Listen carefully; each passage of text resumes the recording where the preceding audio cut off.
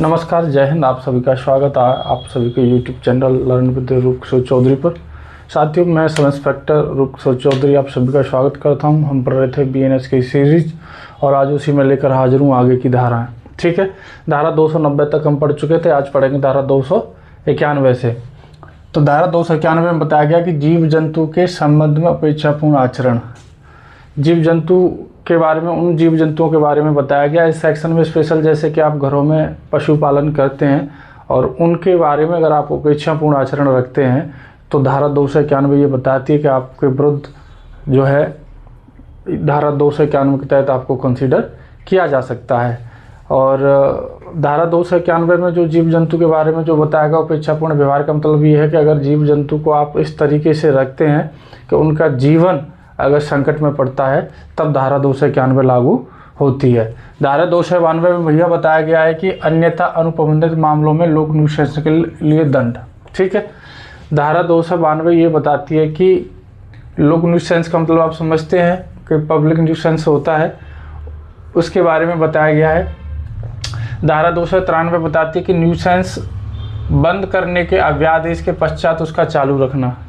किसी लोक सेवक ने या किसी ऑथराइज्ड पर्सन ने अगर आदेश दिया है कि अब आप लोक न्यूसेंस नहीं करेंगे, वार्निंग दी है, एक बार कर चुके हैं या दोबारा करने के लिए मना किया, उसके बावजूद भी अगर आप न्यूसेंस करते हैं तो धारा 293 उस पर लागू होती है। धारा 294 में बताया गया कि अश्लील पुस्तकों आदि का विक्रय आदि।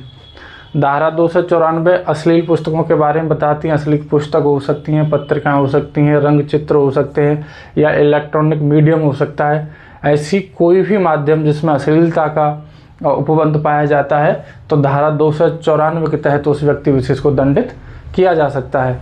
धारा 295 में भाई बताया गया है बालक को अश्लील वस्तुओं का विक्रय आदि। अगर कोई व्यक्ति विशेष जो धारा 294 में जो माध्यम बताए गए अश्लीलता को विक्रय करने के, अगर वो माध्यमों से अगर किसी बच्चे को अगर वो विक्रय करता है अश्लील सामग्री तो धारा 295 के तहत उस व्यक्ति विशेष को दंडित किया जा सकता है। ये धारा 295 कहती है। धारा 296 में बताया गया कि अश्लील कार्य और गाने। कोई व्यक्ति विशेष अश्लील कोई कार्य करता है पब्लिक प्लेस पे या गाने गाता है तो धारा 296 ये उपबंध करती है कि धारा 296 के तहत उस व्यक्ति को दंडित किया जाए। धारा 297 बताती है कि लॉटरी कार्यालय रखना। देखिए, लॉटरी कार्यालय रखने का मतलब ये है कि लॉटरी कार्यालय रखना कोई अपराध नहीं है जब तक कि आपके पास लाइसेंस ना हो। अगर आपके पास लाइसेंस नहीं है, इस धारा 296 में जो उपबंध है वो ये है कि किसी व्यक्ति विशेष के पास किसी राज्य सरकार के या किसी उपक्रम का अगर लाइसेंस नहीं है लॉटरी रखने का, अगर फिर भी वो लॉटरी कार्यालय रखता है किसी को लाभ पहुंचाने के लिए तो धारा 296 ये उपबंध करती है कि उसको धारा 296 के तहत उसको कंसीडर किया जा सकता है और दंडित किया जा सकता है। धारा 297 में भाई साहब 97 हो गया। धारा 298 में बताया गया है किसी वर्ग के धर्म का अपमान करने के आशय से उपासना के स्थान को क्षति करना या अपवित्र करना, है ना। यहाँ से आगे का अध्याय शुरू होता है, यहाँ से अध्याय 16 शुरू हो जाता है और जो है धर्म से संबंधित अपराधों के विषय में धारा 298 से।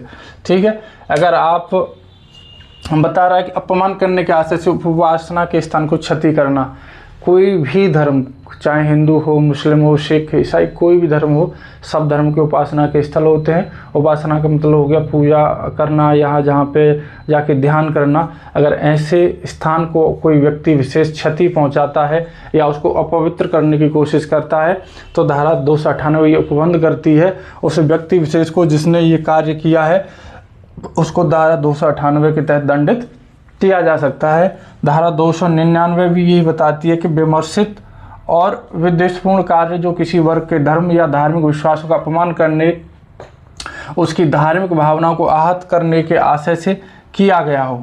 धारा 299 में ये बताया गया है कि ऐसा कोई भी कार्य जो किसी के धार्मिक विश्वासों को अपमान करने के लिए किया गया हो या उसकी भावनाओं को आहत करने के लिए किया गया हो तो वो धारा 299 के तहत दंडित होगा।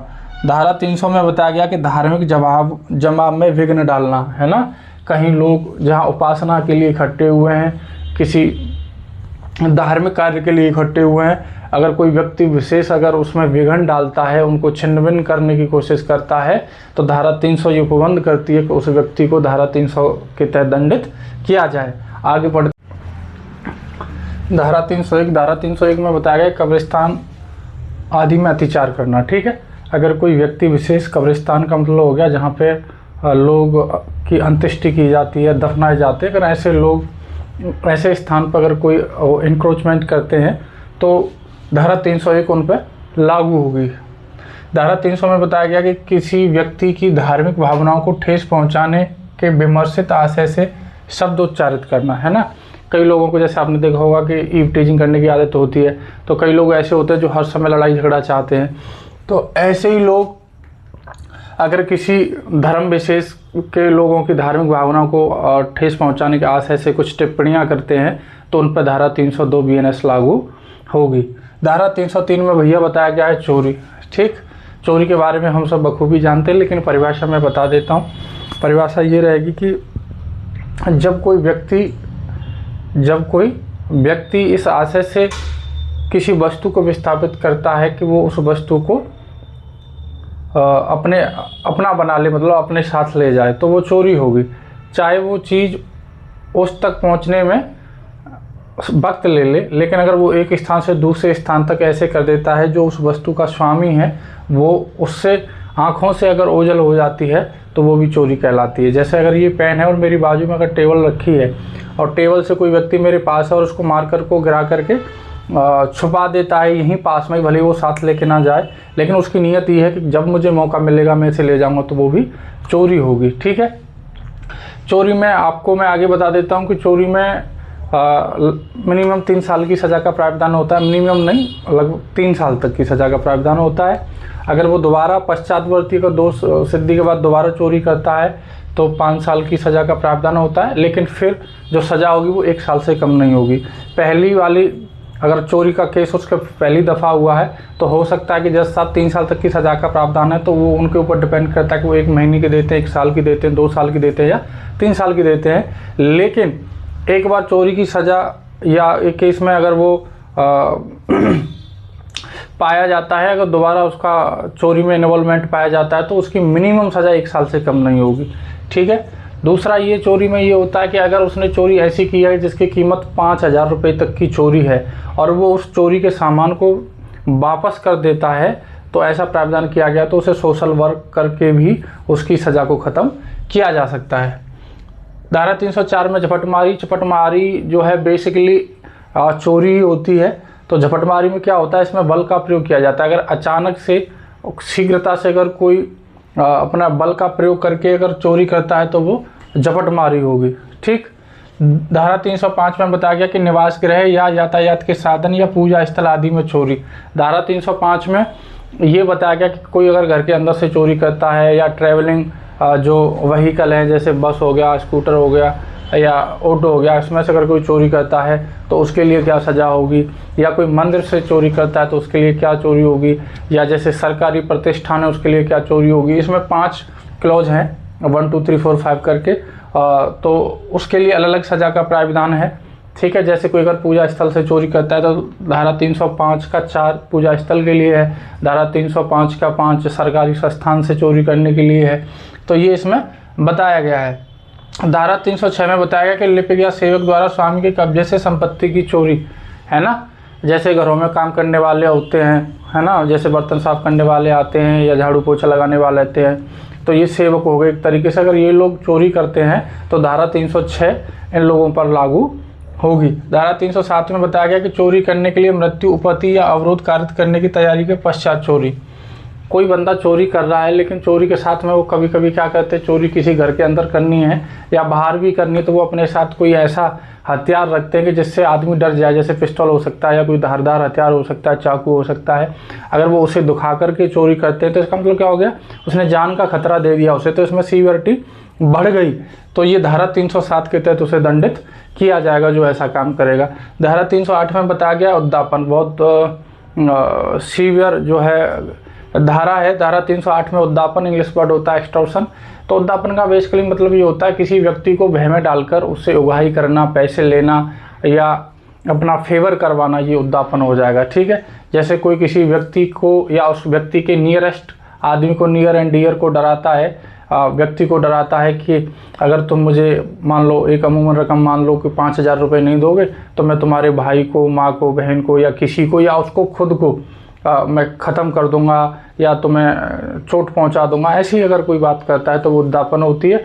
और ऐसे अगर कोई उगाई करता हुआ अगर कोई मिलता है तो वो धारा 308 के तहत उसको दंडित किए जाने का प्रावधान BNS 2023 की धारा 308 में है। धारा 309 में बताया गया लूट में जो है चोरी और उद्दापन दोनों के अंग पाए जाते हैं लूट में। ठीक है, तो लूट कैसे होती है? लूट में भी बल का प्रयोग किया जाता है। तो उसमें लूट में ये हो सकता है कि उसमें भय दिखाया गया हो उसे, है ना। तो इसमें लूट भी गंभीर धारा है, इसमें कम से कम जो है 10 साल की सज़ा का प्रावधान है।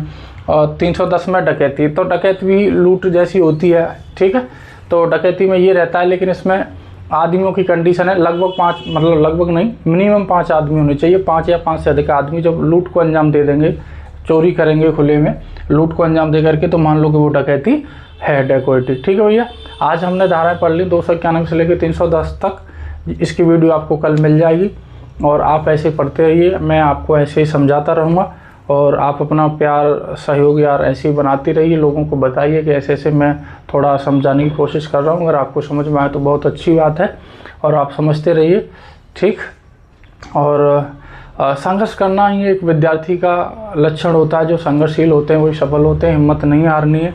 एक कहावत भी है जैसे कि संघर्ष नहीं जीवन, जिनके जीवन में वो भी बड़े अभागे होंगे, या तो प्रण को तोड़ा होगा या रण को छोड़ के भागे होंगे। तो संघर्ष हर व्यक्ति के जीवन में आता है, जिसको आगे बढ़ना है, सफल होना है, उस हर व्यक्ति के जीवन में संघर्ष जरूर आता है। घबराएं नहीं, तैयारी करते रहें, कुछ न कुछ हमेशा बेहतर होगा। भगवान ने सबके लिए कुछ न कुछ सोचा हुआ है, लेकिन हमें उस हद तक अपना 100% देना है कि ज़िंदगी में काश ना रहे, रिग्रेट ना रहे। तैयारी करते रहिए, मैं ज़्यादा नहीं बोलूँगा, नहीं तो वीडियो लंबी हो जाएगी केवल लेक्चर पे। तो आपका बहुत बहुत धन्यवाद, पढ़ते रहिए। जय हिंद।